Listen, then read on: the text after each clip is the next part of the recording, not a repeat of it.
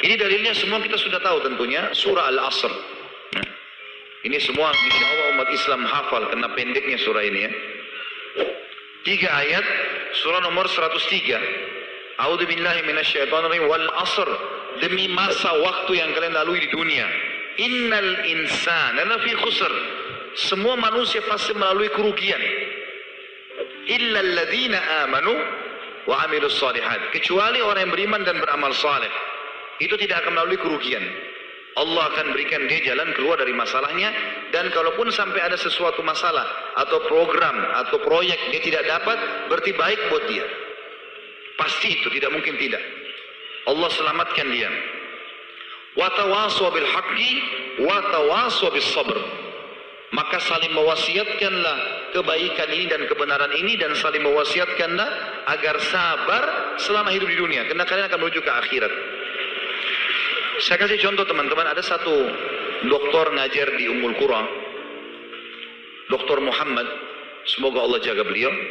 Saya pernah mendengarkan salah satu kaset ceramahnya luar biasa gitu. Dia kasih contoh, dia bilang ada seseorang, jazakallah khair, ada seseorang di Saudi, teman dia, salehnya luar biasa ibadahnya. Dia bilang, sholat malamnya gak kehilangan, sholat 5 waktu selalu on time, selalu menjaga istiqomah di jalan Allah, halal, haram.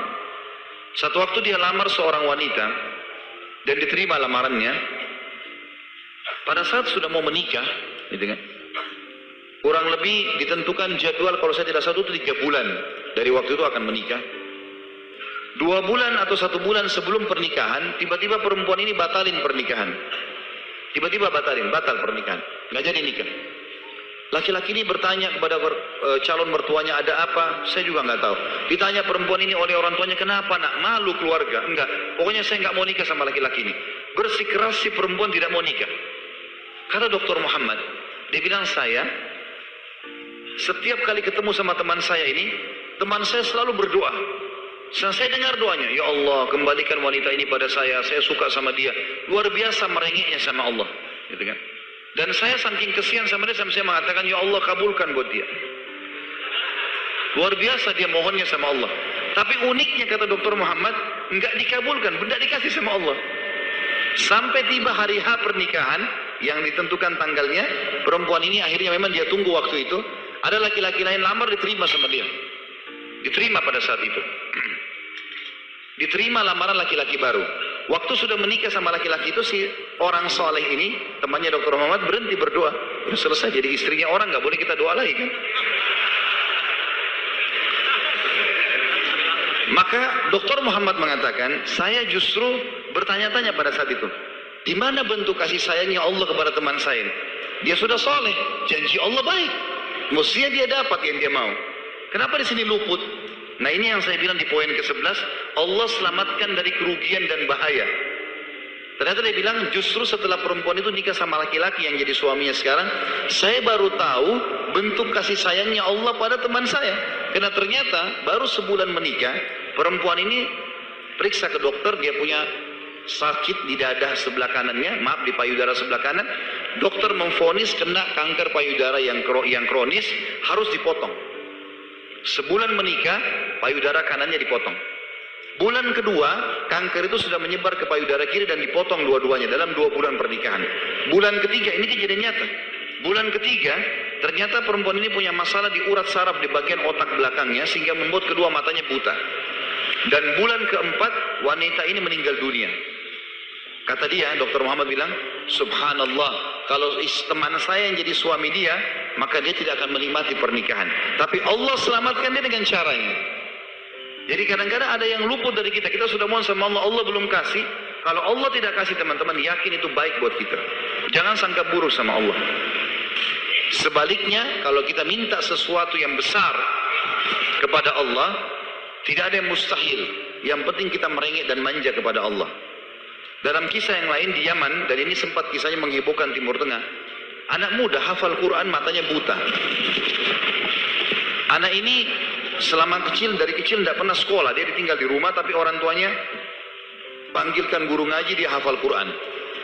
Satu waktu umurnya waktu mencapai sekitar 25 tahun, dia berpikir untuk menikah, punya perasaan fitrah manusia, walaupun dia tidak melihat, dia ingin menikah.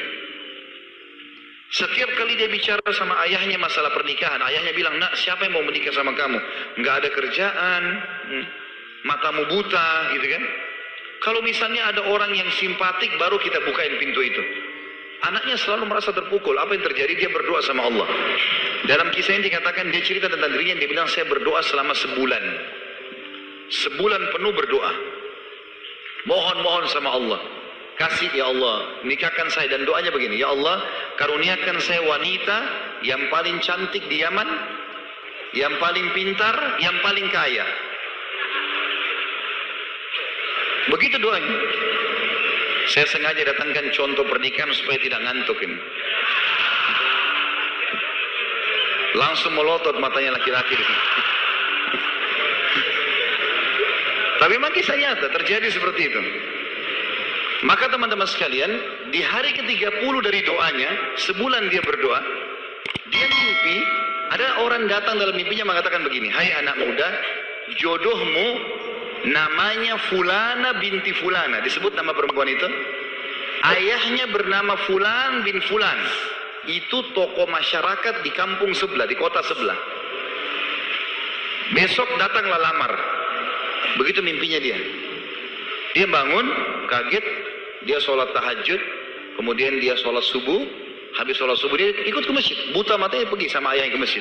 Pulang dari sholat subuh dia bilang sama ayahnya, ayah, ada enggak kota di sebelah kita ini namanya kota ini? Kata ayahnya, ada. Ada enggak orang namanya Fulan bin Fulan, tokoh di situ? Kata ayahnya, ada. Ini dalam mimpi disebut ini. Dia enggak tahu kota itu, dia enggak tahu orang itu. Kata ayahnya, ada. Itu tokoh masyarakat terkenal di sana, orang kaya raya. Ada enggak anaknya namanya Fulana binti Fulana? Kata ayahnya, ada. Kata dia, lamarin buat saya ya. Kata ayahnya, apa kau sadar yang kau ucapin? Lah, perempuan ini terkenal karena cantiknya, kayanya, pintarnya. Laki-laki kalau datang ditolak-tolakin sama dia. Kamu gak ada sekolah, buta mata, kita juga orang pas-pasan. Dia bilang, ayah, saya mimpi begini. Dari mana saya tahu nama kota itu? Saya nggak pernah tahu. Dari mana saya tahu namanya, nama anaknya? Ini mimpi, suruh saya lamar hari ini. Ayah bilang, baiklah kalau gitu. Kita coba. Tapi pertaruhkan nama keluarga ini. Bisa diterima, bisa ditolak. Dia bilang, pergilah ke sana. Disambut, diterima oleh orang itu. Subhanallah, ini kisah nyata ya. Menghiburkan Timur Tengah kisah ini. Luar biasa. Maka pada saat itu, masuk ke dalam rumah, disambut dan segala macam. Tuan rumahnya tanya, iya ada keperluan apa? Dia bilang, ini anak saya buta matanya tapi hafal Quran. Disebutkanlah kebaikan-kebaikannya. Entah kenapa dia minta melamar anak anda karena dia mimpi semalam. Anehnya si calon ayahnya si perempuan ini langsung bilang, saya terima lamarannya. Tiba-tiba kisah nyata begitu. Yang ayahnya si laki-laki bilang, kenapa anda spontan terima? Dia bilang, karena saya juga mimpi tadi malam. Loh, kisah nyata. Dia bilang, saya juga mimpi tadi malam, kalau hari ini akan datang anak mantu saya, namanya nama anakmu ini. Cirinya dia. Matanya buta, hafal Quran, dari kampung sebelah kota kamu. Begitu mimpinya, luar biasa. Maka dia bilang, ayahnya bilang, tapi saya tidak tahu. Ini kan pagi-pagi, tadi habis sholat subuh, siap-siap datang. Dia bilang, saya belum, kata ayahnya perempuan ini, saya belum tanya anak saya. Tergantung, anak saya terima ya sudah, kalau enggak ya enggak. Kata mereka, baiklah. Masuklah si ayah ke kamar anak perempuannya. Ini ayahnya ini sudah biasa, begitu ditanya, nak ada yang minta, saya nggak mau. Sudah biasa, nolak. Kata dia, nak, dari kampung sebelah, kota ini, kampung ini ada si Fulan, matanya buta, mau melamar kamu. Anak perempuan itu bilang apa? Ayah nikahkan saya. Terima lamarannya. Kata ayahnya, bagaimana? Kau belum lihat orangnya? Dia bilang, tadi malam saya mimpi. Kisah nyata loh. Si perempuan itu mimpi. Mengatakan akan datang jodohmu besok, namanya Fulana bin Fulan, dari negeri kota sebelah, buta matanya, hafal Quran, terima lamarannya. Karena itu suami terbaik. Menikah gara-gara itu. Makanya sahabat dalam berdoa. Kita ini kadang-kadang atau antum ini sering berdoa, baru 2 kali sudah ngomel sama Allah. Sebulan orang berdoa, beberapa hari, sabar. Jadi minta sama Allah tidak ada yang mustahil. Gitu kan? Satu sisi yang lain, kalau kita sudah minta Allah belum kasih, berarti bukan Allah benci sama kita. Justru Allah mau selamatkan kita sebagaimana kisah tadi, wanita yang buta itu.